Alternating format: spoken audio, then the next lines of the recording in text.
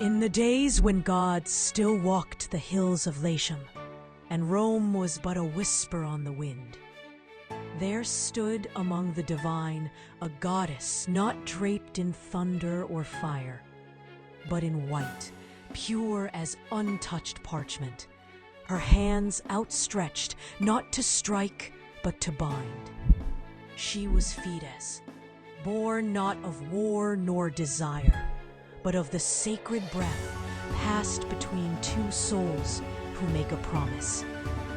Her voice was the whisper in treaties between kings. Her touch was the clasped hands of allies before battle. Her gaze fell on those who stood by their word, even when no sword forced them to.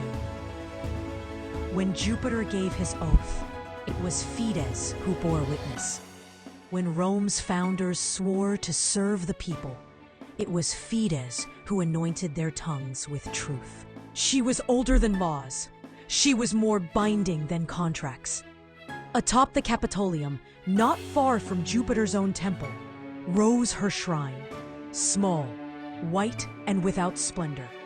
For Fides did not demand gold or sacrifice. She asked only sincerity. Senators would approach her barefoot, cloaks drawn over their heads, scrolls in hand. They touched her altar not with blood, but with promises. For to lie before Fides was to lie before the very heart of Rome.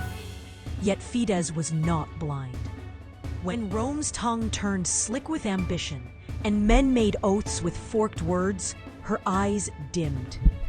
Temples still stood, but her presence waned. For though gods are eternal, they do not linger where they are not honored.